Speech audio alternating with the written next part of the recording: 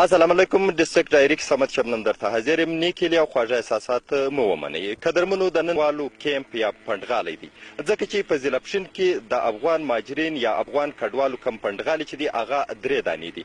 یو سرخاب کیمپ دی او بل کم سرانانو کیمپ چې دی. نو د سرانانو کیمپ یا پنډغالی چې دی د افغان کډوال ده، دا پر 2 برخو باندې بیشل سوی دی، چونکې یو زوړ کیمپ دی او یو نوی کیمپ دی. نو دا وخت موږ د سرانانو نوي کیمپ ته رارسېدلي، ځکه چې دې خلکو په مهاجرت کې یا په کډوالۍ کې ډیر وخت دلته تیر کړي. آیا د دوی په ژوند کې دلته څه ولیدل یا اقوام متحده چې کوم د دوی ذمواري اخیستې ده، آیا ګورو په دې کیمپ کې، ګورو په دې پنډغال کې ګورو چې هغه اقوام متحده چې کوم د دوی ذمواري اخیستې وه، آیا د صحت په مد کې، د اوبو په مد کې یا داسې نور کم سهولتونه چې دي د تعلیم په مد کې دوی ته کم سهولیات ورکړي دي. او بل ګورو چې وزیر اعظم پاکستان چې کوم د افغان کډوال د بچانو د شناخت کارتونو کم خبره وکړه، په هغه اړه دوی څه نظر لري. نو ځو په دې کیمپ کې به د افغان کډوالو سره خبرې کوو. تاسو له موږ سره ملګري اوسئ.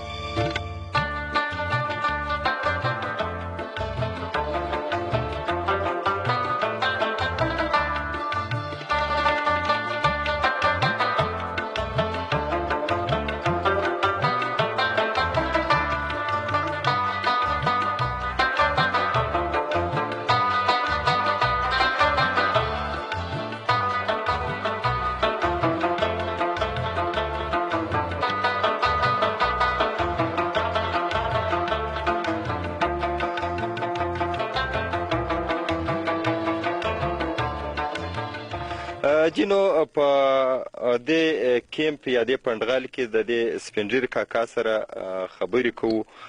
کاکا دا راته وایي چې ژوند دې څنګه تیر سول؟ زموږ خو نو دغه ژوند دی چې د 13 کاله کېږي چې په دې کیمپ کې موږ ژوند کوو او د دغه دربدرۍ سره مخ یو. هلکان مو په دغه کارو کې سره اخته دي او اوبو د هر شي سره مو ضرورت شته او زموږ کوم ضرورت تر اوسه نه دی پوره سوی چې موږ وایو چې مثال تر اوسه پورې تاسو ته د اقوام متحده د خوا یا د نورو ادارو د خوا کم سهولیات ورکول سوي دي؟ موږ ته دا سهولیت نه دی راکول سوی چې یا زموږ بچیان خپل په کور کې په حاله سي او یا موږ ته داسې دغه راکړي. یو دغه سکول دی، دغه سکول دا زموږ بچیان تر هغه موسمه وایي چې زموږ په وسه کېږي بیا بیرته ځي خپل خوارۍ کاږي. نه، د اوبو په مد کې څه سهولیات ورکول سوي دي؟ سړکان هم زه ګورم دا ټول چې دي هغسې خاورین پراته دي، نو داسې یو سهولیت هم نه دی درکول. تاسو ژوند د کار و روزګار څه کوئ؟ موږ خو نو دغه روزانې کوي خلک مو او هلکان مو ځي دغه خوارۍ و دغه دربدرۍ کوي. اوبه مو 10 په 10 روپۍ یوه ډبه اوبه موږ اخو. د دغه مشکلاتو سره موږ مخامخ یو او داسې مرسته زموږ سره نه ده سوې چې یاره دغه زموږ کوچنیان، زموږ لویان، زموږ کونډې خپل په زندګۍ وپوهېږي. داسې دی چې دلته خو ښار چې دی یو پښین بازار دی چې هغه هم تقریبا پر 15 کیلومتره یا 20 کیلومتره باندې لیر دی. نو دغه ستاسو بچیان چیرې ځي روزګار روزانه چیرې کوي؟ ځي کراچۍ کې کوي او په پښین کې روزانې کوي. زما خپل د خدای مال 8 بچیان لرمه.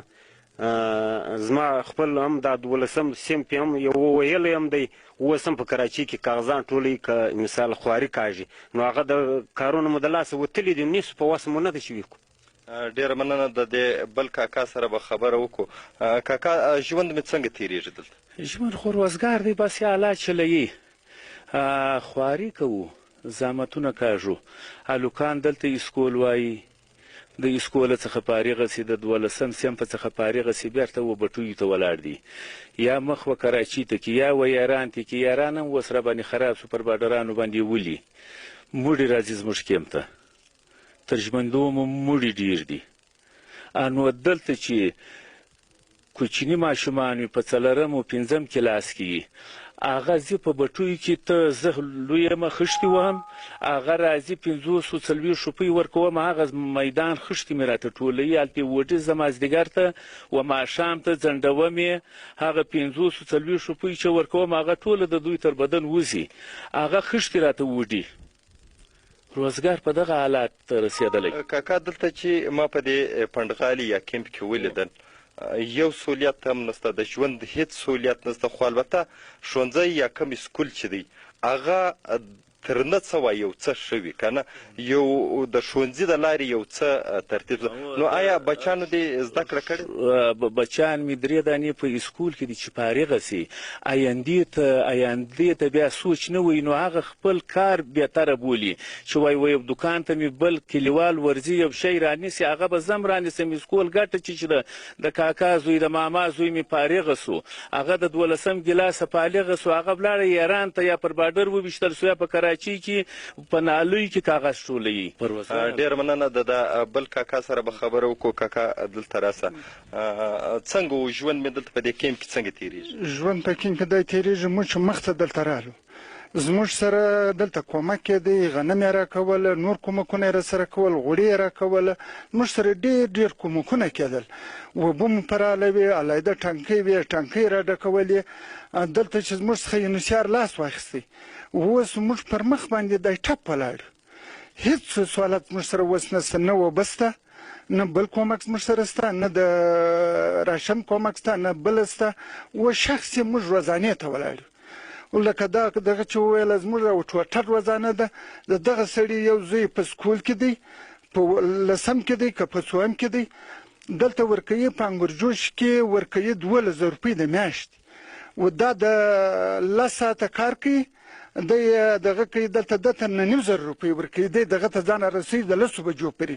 بېرته ځان سکول ته رارسوي که چیرې سکول ته رانیسي سکول ځینې پاتې سو او که دغه ځای څخه راسي خو نو د تنخواه ورکمه کړه اوس موږ حالات ډېر کمزوری دی اوس موږ بیخي کمزوري بچیانو دې څه زده کړه کړې ده؟ بچیانو مې زده کړه کړې ده یو د 12 څخه فارغه دی او د 12 فارغه دی اوس دی مزدور دی.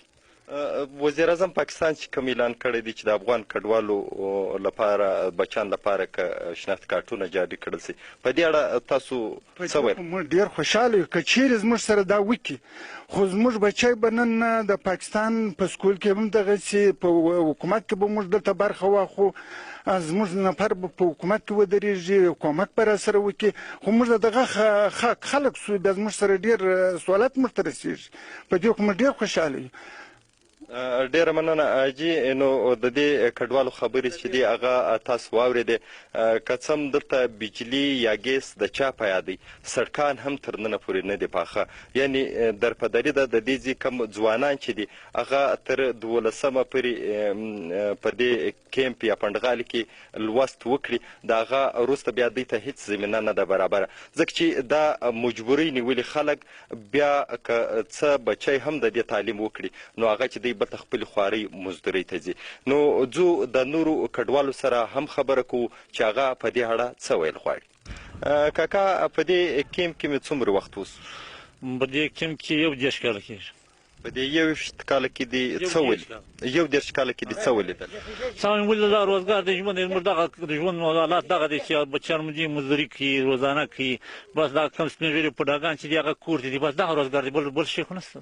دلته په دې پنډغالي یا کیمپ کې د کومو ستونزو سره مخامخ یاست؟ د ستونزو سره ګوره اوبه نشته بجلی نشته ګیس نشته نور د انسانیت کوم سهولت چې ورته انسان ته موجود دی هغه یو شی هم نشته. نو ژوند څنګه تېرېږي؟ ژوند د مجبورۍ مهاجرتوب حالات نو مجبور یو خدای رباني شي تېرې وایو نو بچیان دې شته؟ او بچیان شته. څه کار کوي؟ بچیان روزانه کوي مثال هغه یو 8 کاله ویلی دی سکول یو 7 کاله ویلی دی یو 9 کاله ویلی دی بس د مجبورۍ دغه څخه بس نو دغه روزانې ته ولاړ.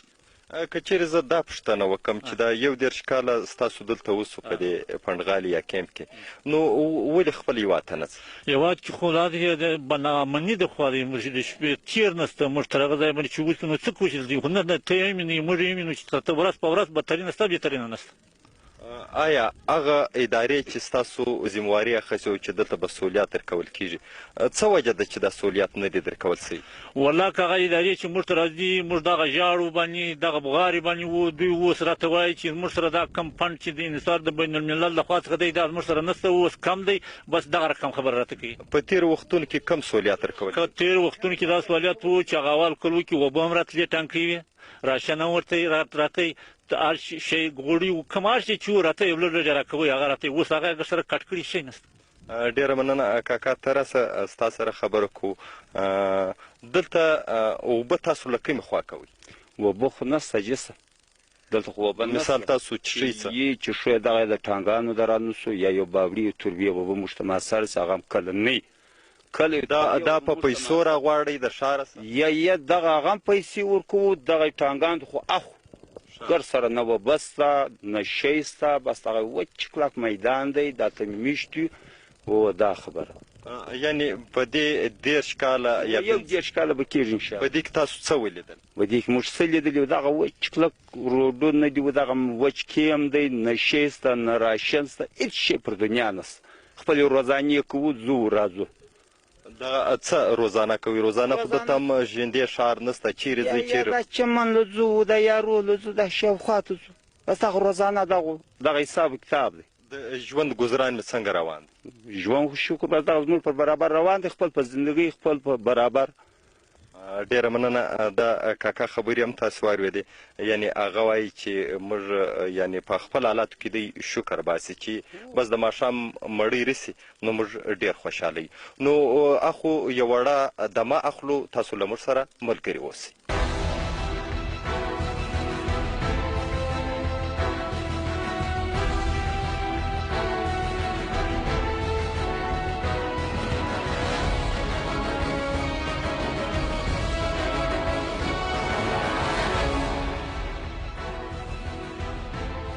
جی نو د دې ماشومان سره به خبره وکړو ځکه چې دغه هغه ماشومان دي چې د سکولونو څخه فارغه سوي دي. دوی څومره فارغه سوي خو نه دي البته له مجبورۍ یې پرې ایښي دي. له دوی څخه به پوښتنه وکړو چې دوی څومره سکول ویلی دی تر کوم سیم پورې ویلی یا کوم جومات پورې ویلی دی او دوی څه کار کوي تر څو پورې دي سکول وویل؟ بسم الله الرحمن الرحیم. زه په غازي امان الله خان په علي لیسې کې یم لسم صنف یم. د سهار د خوا ځم بټۍ کې خښته وم ماپښین د خوا بیا راځم خپل سکول ته. دا اوس ما ولیدل ستاسو په لاس کې ریډیانې وې داسې بوټ مې پکې راخیستي و دا مې له کومه ځایه؟ و دا مې د ټاله بوټ راواخیسته اوس یې وړو کور ته. دا خپل کور ته وړې که په مزدوري دی چا کور ته؟ یا د مزدوري باندې یو چا کور ته وړو. څو مثال دغه یوه ریډۍ تا راوه څو مزدوري دی؟ لسۍ بربوج راکوي. نو دارنګه څو پیرې چې دي هغه تاسو کوئ؟ چې د ده بوټ خلاص بیا به نو حساب کوو. تر اوسه پورې تا د سهاره لګیا سوی څو روپۍ دي جوړې سوي؟ یو 2-3 جوړ سوي دي بس. ښه یعنې د سهاره پورې د دې بل ځوان سره ته راسه څومره سکول دي ووایي؟ تر 8مه پورې. اوس یې وایه که دې پرېښي؟ یا اوس کله بټۍ د ځم خښته وم بیا راځم دلته سکول وای.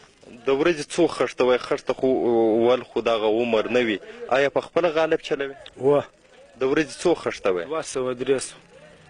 څو روپۍ د ورځې جوړېږي ستاسو؟ دا 200-300 جوړېږي. څه وجه و چې سکول یا ښوونځی دې پرېښود؟ دا موږ په کور کې کوم مریض پیدا سي بله پیدا سي موږ کور پرېږدو بیا ولاړ سو مزدوري وکړو. جینو د نوي کیمپ پنډغالي یو سکول ته رالو یا ښوونځي ته رالو دلته لسم صنف چې دی یا لسم جومات چې دی دا لوستونکي ناست دي استاد هم موجود دی. نو د دې ماشومانو سره به خبره وکړو چې هغه د سکول یا د دې لوست علاوه نور څه کار کوي یا دلته په ښوونځي یا سکول کې کوم مسؤلیت ورته شته. ته نوم راوښیه؟ حکمت الله. حکمت الله دلته چې کوم ته راځې وځې د دې علاوه نور کار هم کوي؟ اوس ځم بټۍ ته خښته وم ماپښین راځم سکول ته په لسم صنف کې یم. نو دلته کتابونه شته قلمان شته څه درته شته؟ نه کتابونه شته نه قلمان شته نه کتابچې شته. ښه نو د دې علاوه چې ته ولاړ سې بټۍ کې خښتې وې حالانکې دغه عمر خو د بټۍ کې د کار کول نه دی حالانکې خښته وهل هغه په پښتو کې یو متل دی چې خښتې وهل یا لو کول چې دی هغه تور دیب لا هم تښتولی دی. نو رښتیا هم دغه ماشومان چې وي د دې خو قطعي سوال نه پیدا کېږي چې دا د یو دونه درانه کار ته لاس واچوي البته مجبوري ده. نو په بټۍ کې د ورځې څو خښته وایي چونکې نیم وخت تاسو سکول ته ورکوئ او نیم وخت چې دی هغه هلته ځئ؟ 300-200 خښته وم بس ماپښین خو راځم سکول ته. آیا د کورنۍ نور غړي د څه کار کوي؟ نور غړي نشته زه یوازې یم. یکې تنها نور وروڼه دې نشته؟ نو څنګه په دا 300 روپۍ چې ته د ورځې پیدا کوې په دې باندې د کور ګزاره کېږي؟ وه بس شکر ګزاره به کېږي. د دې ماشومانو سره به خبرې وکړو ځکه چې دا د افغان کډوالو هغه ماشومان دي چې د ورځې سکول وایي او ماپښین وخت بیا راځي په دې ابجوش کې کار کوي. په څویم ټولګي کې سبق وایي؟ څنګه دی دا وخت چې راځې دا کار کوې څو روپۍ د ورځې ګټې 200 د ورځې یعنې دا نیم وخت چې تاسو د سکوله راځئ بیا دلته کار کوئ 200 نور څه ورونه دې شته چې هغه کار کوي هغه څه کار کوي هغه سکول وایي ماپښین وخت راځي ستا سره په دې کار سکول وایي په څوم کې شپږم کې سهار وخت سکول وایي ماپښین وخت دې کار ته راځي دلته د ورځې څو روپۍ درکوي 200 نور ورونه دې کار کوي هغه څه کار کوي یو ورور معلم دی نور کار کوي چیرې دلې په کیمپ کې معلم دی نو څنګه دی د کور ګزاره مې کېږي نو دغه 200 روپۍ چې ته ګټې آیا هغه پر څه باندې ته مصرفوې کور ته ورکوم جینو د دې ځوان سره به خبره وکړو چې هغه دلته خپله روزي چې ده په دې خاور کې څرنګه پیدا کوي ستاسو نوم زما نوم جان اغا دی جان اغا دلته په دې بټۍ کې کار کوي لومړی دا راوښیئ چې په دې کیمپ کې دې څومره وخت اوس 2 کاله مو کېږي چې دلته راغلي مګر اوس هم چې د کوره څخه بهر وځو زموږ سره پاکستاني شناخته کارت نشته حکومت مو تنګوي هر چیرې چې مو ګیر کې زموږ څخه پیسې اخلي یعنې کم افغان کډوالو کم کارت چې درکول سوی دی هغه در سره شته هغه راسره شته دی نو پر هغه دې هم تنګوي پر هغه باندې مو هم سربیره تنګوي وزیر اعظم پاکستان داسې اعلان وکړي چې د افغان کډوالو بچیانو ته باید چې شناخت کارتونه ورکول شي په دې اړه تاسو څه ویل غواړئ موږ په دې اړه باندې خوشحاله یو څه فایدې به تاسو ته وکړي موږ ته به دا فایدې د تګ راتګ دپاره د مزدوري دپاره به موږ ته یو سهولیت وګرځي دلته په افغان کډوالو کیمپ کې ګڼ شمېر ستونزې وې اوبه نه وې بجلي نه وه څه وجه ده دا دلته بجلي نشته ګیس نشته بوټي نشته یو خوا نشته تاوار بیا موږ دلته دا خښتې وو دا کوچني ماشومان راسره دي سهار چې سکولو ته ځي د ماپښینه ته زموږ سره کار کوي دا د مجبورۍ د حیثیت څه دي یعنې ستا ماشومان دا وخت څو ماشومان سکول وایي زما د دا وخت 4 ماشومان سکول وایي په دې 4 ماشومان کې څو د وخت په بټۍ کې کار در سره کوي دا د وخت څه دغه دی چې سهار لاړ شي سکول ته ماپښین هغه راځي نوکرۍ ته دلته زما سره کار کوي که څوک ماپښین دی هغه د سهاره ته زما سره کار کوي آیا دونه توان نه لرې چې دغه ماشومان دې ټول په سکول کې سکول ووایي او ته دغه کار ذمه چې د هغه یې کار پر سر واخلي که مو چیرې دونه توان درلودی په دې ماشومان باندې د دې خښتې لا قابل هم نه دي چې موږ دا کار وکړو نو څه وایي دغه کومې ادارو چې ستاسو ذمواري اخیستې چې تاسو ته به د ژوند هر سهولیات درکوي هېڅ سهولیت یې نه درکړی دې ته څه ویل غواړي نو موږ ته خو دغه سهولیت راکړی دی چې ماشومان مو په بټۍ کې خښته راسره وي اوبه مو نشته ګیس مو نشته بجلي مو نشته دغه سهولیت یې راکړی نور خو یوه واده نه ده پوره کړي ماشومان په څوم قسم کې په څلورم کم سکول کې کم ښوونځي کې ځایم معلم دلته په دې بټۍ کې کار کوي د ورځې څو روپۍ ګټې 40 روپۍ نور څو ورونه دي په دې بټۍ کې کار کوي 2 د ورځې څو روپۍ ګټې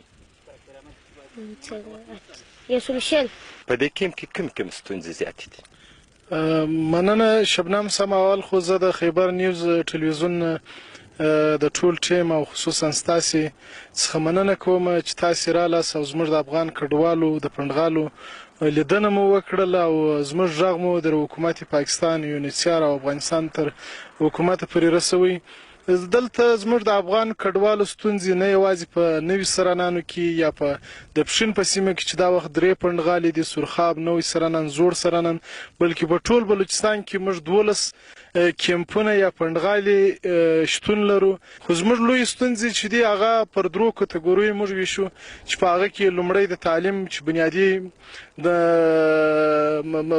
دغه ستونزې دي یا بنیادي کار دی باید په دې کې چې موږ کومې ستونزې لرو هغه ډېرې غټې لوی ستونزې دي دویمه ستونزه زموږ د صحت په اړوند باندې د اقوام متحده د خوا څخه څه ناڅه مرستې کېدلې اوس هغه پر ټپه ولاړ دي اکثره بیچوګان چې کوم پکې پنډغالو کې هغه تړل سوي دي او همدارنګه د اوبو په اړوند باندې چې کوم مرستې کېدلې ځینې پنډغالي داسې سیمه کې موجود دي لکه سرخاب چې هغه اوبو ته نږدې وي دلته د ورځې یوازې نوي سرانان ته 4 شپېته ټینکره اوبه راځي یوه ډبه اوبه په 10 پاکستاني کالدارې باندې ده نو دلته لویه ستونزه دا ده پښتون صاحب تاسو کور ودانۍ موږ وایو د کیمپ کم سرانانو کیمپ یا پنډغالي چې دی د دې کوڅه په کوڅه تاسو موږ ته راښکاره کړئ رښتیا هم ګڼ شمېر ستونزې یعنې د ستونزو مور دلته زیږېدلې ده په دې کیمپ کې داسې ستونزه نشته چې هغه دې نه وي داسې دی چې ما په دې کیمپ کې وکتل یو څه ښوونځي یا سکولونه چې واغه لږ فعاله وو،